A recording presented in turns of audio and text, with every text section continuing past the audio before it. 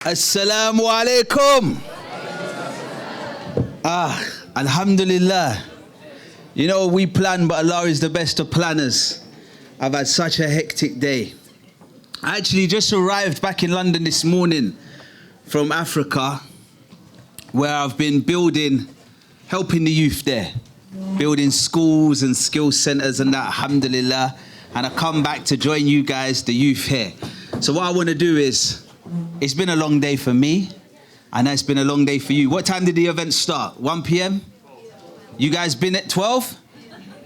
You guys been there for 6 hours? Sitting down, listening.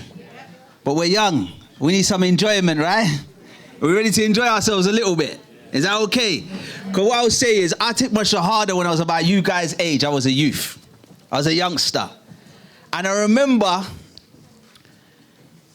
I was learning about Islam, and I said, this is the religion for me. I didn't need dawah that Allah exists, God exists. I always believed in God, because my mum instilled it in me from when I was a child. You have to pray to God. You need to pray to God. But when I got to 18, and I said to one of my friends who was a Muslim, he was a bit older, I said, I'm thinking about becoming a Muslim, you know. I remember he looked at me and he went, what, you sure, yeah? I was like, what do you mean, am I sure? Yeah, I'm thinking, I thought you'd have been excited. I said, yeah, I want to become a Muslim. He's like, boy, I don't know, are you sure you're ready for that? Like, the life you live, you know you can't be like that if you're a Muslim. I said, what do you mean? What's wrong with the life I live? He's like, you know all this rapping you're doing and all this music you're making, you know that if you become Muslim, you can't do all of that. It's haram, innit? I was like, bro, what's haram? I ain't even heard that word before. What does that mean? He said, haram, it means it's forbidden, it's not allowed. So I says, okay, but then I'm thinking, but how can rapping be like, you're not hurting no one, you're not harming no one. I didn't understand at all. I said, what's wrong with that? And he goes, no, it's the music, it's not, and I was like, okay. But then I thought, music is haram. I said, how can the music be haram? Like, what if you want to like, go to a party or something? He's like, no, there won't be no parties. That's why I said, you sure you're ready? Because even the party is going to be haram. I was like, so wait, partying? What if it's your birthday and you just want to go out and have a good time? It's like, boy, even the birthdays, bro, the birthday's going to be haram. You sure you're ready? I was like, birthdays? I said, I'm not even a man that celebrates like that. What if you just want to get a couple girls, couple guys, go to a restaurant, have a meal? He's like, what, girls and guys sitting at the restaurant together? Bro, that's haram as well. So I said, hold on a second. It sounds like you can't do nothing. And you know when you're a teenager, I'm like, this is going to be hard. I said, you know what, let me end this conversation. I'm going to go to the food shop, my bro. Grab something to eat. Do you want anything? He said, what shop you going? I said, I'm just going to go to McDonald's at the top of the road. He said, boy, that's haram as well. So I'm saying, hold on. I'm looking into this religion, this faith, about connecting with God. And you're telling me I can't even eat a burger. I didn't understand.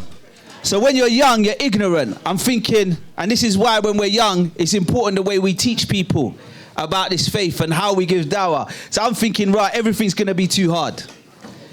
Everything's going to be too difficult. But then I done further studying, and I spoke to people with knowledge and wisdom, and who had wisdom and understanding and good character. And that's when they taught me in a way which I understood, and I knew, you know what, this religion, nothing's hard. This is beautiful, and it's amazing. It's the best decision I ever made. So I embraced it. But yeah, initially I thought, you can't do nothing. It's not going to be fun. But we can have fun, and that's what we're going to do right now, if you're ready. We're going to have a little fun now, yeah? Because it's the end of the day. We ready, yeah? All right, who was at the last event that I came to when we done the awards last year? Let me hear a little yep. All right, cool. If you're under the age of 12, let me hear a yep.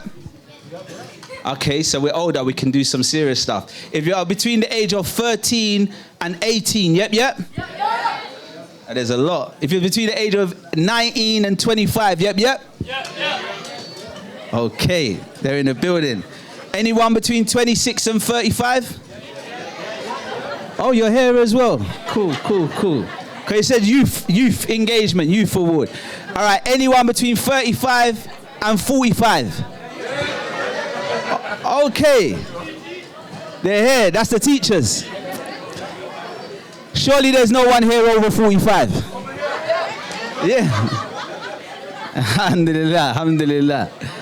All right, cool. So just to calm us down, I'm going to start the way I started before, and I'm just going to tell my poem, just to warm us up. And what I'm going to do is I want it to be a competition. I can see, alhamdulillah, we split the room where the sisters are on one side, the brothers are on the other. So I'm going to make it a competition. I'm going to do a poem.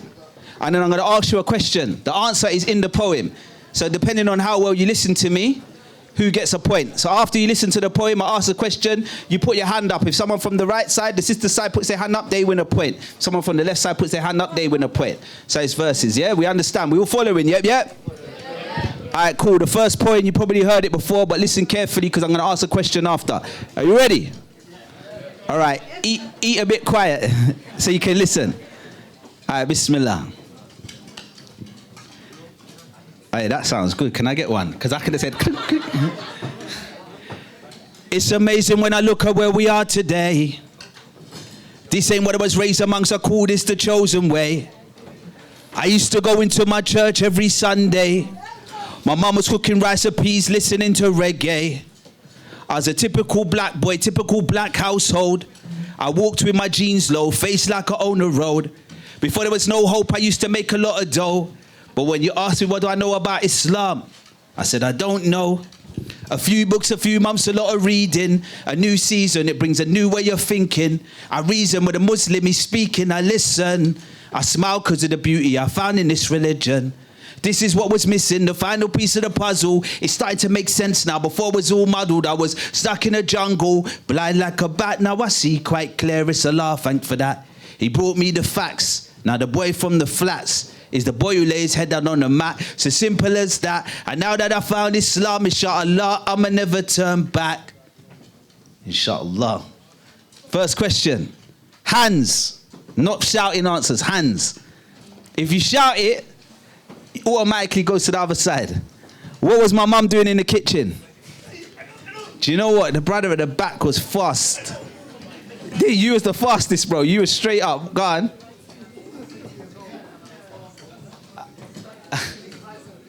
Cooking rice and peas. You have to complete it. Cooking rice and peas, listening to reggae. Sorry, it's 1-0 to the brothers. Give me a yep, brothers. All right, cool. Don't worry, there's a chance. Second one. You see, I was on the outside looking in. A ghetto child lingering. Thinking, should I take it now? The thoughts were just wavering. Will it make my daddy proud? What am I going to say to him? Can I go back to my house? Mommy, I'm a Muslim. How's she going to take it down? How they going to take it in? Will I end up kicked out? Will I get a kick in? I don't know what to do. I got to plan my next move. I want to take Shahada soon. I really got to think it through. What's right for me, I have to do. Live for me and not for you. I don't believe that is true. The things I see on the news. It's my choice. I'ma choose. I ain't got nothing to lose. This is the religion, the truth. Read the books, found the proof.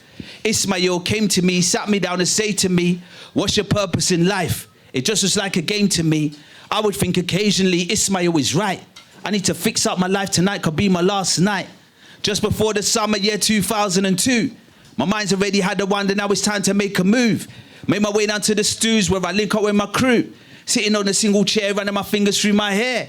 Yo, it's Rafil, is your older brother here? Thankfully, he says, yeah, Ismail was downstairs. He'll be up in a minute. He's having a word with his mother. He comes up. I tell him I want to take my Shahada. He looks at me and smiles. I stand up, receive a hug. He said, I see you as a friend of mine. I look you like a bruv. Now I can feel the love. No longer feeling lost. He said, take off your crosses. Take a drive to New Cross. I met my uncle Yasser and the brothers from all over. They said, it's time to leave the ghetto life way over your shoulder. I said, La ilaha illallah Muhammadur Rasulullah. There's no true God except Allah. Muhammad is his messenger. I ain't going church no more. I'm going Jummah. Friday, straight at Mosque Mumtaz and the khutbah. I wanted to get the front row. I had to get there early. He read the prayer in Arabic. I understood it barely. Really got to learn quick. I got myself a teacher. Then I went to Egypt to learn the language better. Alhamdulillah. Question. I mentioned 4 names in this piece. Who can give me 3 of them? Okay, this young one with the phone. 3 out of the 4 names I mentioned. Ismail, okay. Yasser. Are we going to pass it over or do you have the last? One more. That's a brother. That's a boy. He can't help you. He's on your side. All right, go on. No, I didn't say Ibrahim. Israfil, Ismail, and you said Yasser and Mumtaz. Oh, they got it. Yeah. All right, cool.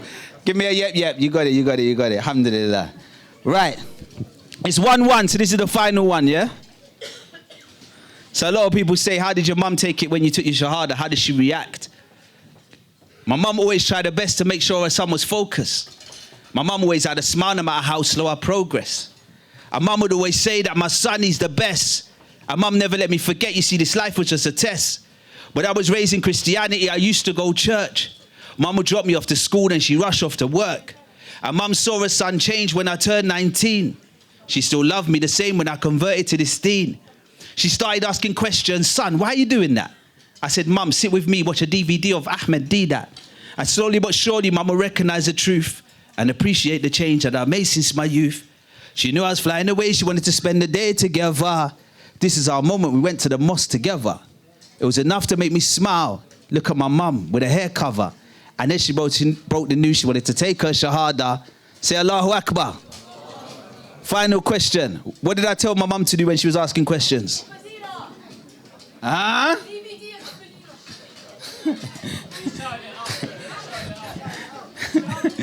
You might have just ruined it for your whole team because you shied it out. You shied it out. Guys, what was it? Listen to the DVD of Ahmadiyya. It was actually watch a DVD of Ahmadiyya. But yeah, it's correct. It's correct. Make some noise. You guys won. Do you know what? I've played that game about 6-7 times. That's the first time the brothers have beat the sisters. I'm not even gonna lie.